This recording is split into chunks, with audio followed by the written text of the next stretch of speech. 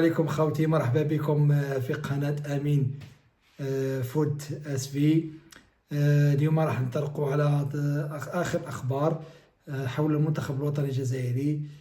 حسب المصدر الخبر، المنتخب الوطني الجزائري في تربص شهر جوان سوف يواجه هذا المنتخب، ومنتخب أوروبي.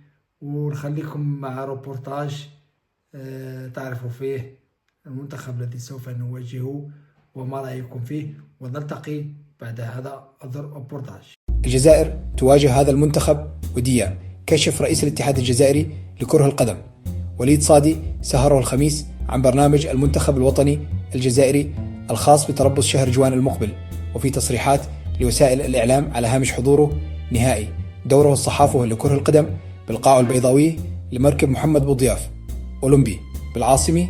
أكد صادي أن الاتحاد الجزائري لكرة القدم برمج لقاء وديا تحضيريا أمام منتخب السويد خلال الفترة التوقف الدولي الخاص بشهر جوان القادم. وأكد صادي أن وديه الجزائر والسويد ستلعب في العاصمة ستوكهولم يوم 10 من شهر جوان 2025.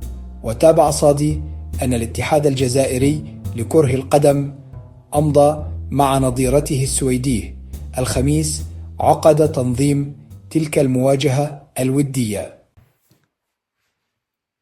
كما شفتوا المنتخب الذي نواجهه هو منتخب السويد، حيث أن واجهناه من قبل وفاز علينا 2-0، وكانت مباراة مع شمال الماضي، وأنا بنفسي كنت غاضب في تلك المباراة، لأنه بن سبعيني خرج بحمراء ولعبنا ب10 وتغيرت مجرى المباراة، وكنت حاب السويد نربحوها، والله غالب ما ربحناهاش. وبالماضي في هذاك الماتش لا غالب ما بانش مليح، وحسب ما أظن أن الاتحاد الجزائري لكرة القدم برمج هذه المباراة مرة ثانية. أنا كنت حابها تكون في الجزائر، لأن المفروض تلعب في ملعب تيزي وزو أي تحمد، ملعب أي تحمد، كانت راح تكون أحسن. كنا سي راح نربحوهم في السويد في الجزائر. ولماذا راح نلعبوا في ستوكهولم؟ ما بعرفش وعلاش، من المفروض أنه نلعب في الجزائر. هذه النقطة السلبية الوحيدة اللي ما عجبتنيش، ما يلعبوا في ستوكهولم مرة ثانية، لماذا لا أعرف. من المفروض أني نلعب في الجزائر. تلك هذه المباراة إن شاء الله لازم نفوزوها باش نردوا كما رد الاعتبار على المباراة الماضية اللي خسرناها. منتخب السويد منتخب مليح، على حسب شفت الماتش اللي فات اللي خسرنا فيه 2-0. هذاك الماتش كان مليح، لأن السويد بدنيا مليحة، خشين يلعبوا الخشونية، تسمى يلعبوا ند بالند. المباراة نستفادوا منها من الناحية التكتيكية والفنية، ومن الناحية البدنية ثانيت. هي من أحسن لعب مع إفريقيا، ولكن نوع أحيانا إفريقيا أحيانا أوروبية. إن شاء الله نربحوا هذه المباراة، ويكون شهر جوان مليح لينا بزاف، ونستفادوا منه، ويكون كما نقولوا رفع المعنويات ورفع نقاط الفيفا. لأنه إذا ربحنا فريق السويد اللي هو محتل مركز 29 عالميا الآن، وحنا في الجزائر رانا 36، تسمى هو عنده 1537 نقطة وحنا عندنا 1508. تما لو كان نربحوهم راح ندو نقاط كثيرة، ندو على الأقل واحد 10 ولا 8. المهم ندو نقاط مليحة، حتى ولا تعادلنا ندو معاهم نقاط، ندو واحد 5 ولا 4 نقاط. تما فريق اللي فاتنا شوية في الترتيب، موش بعيد علينا بزاف، فاتنا ب7 مراتب فقط.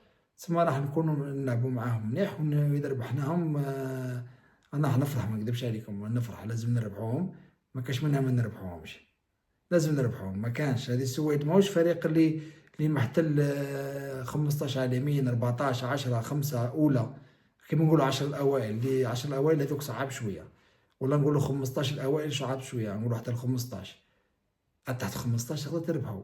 سورتو هذه 29 ماهوش بعيد علينا كاع. إذا ما ربحناش السويد، منتخب الوطني الجزائري ماهوش مليح، أنا ما نكذبش عليكم، ماهوش فريق القوي.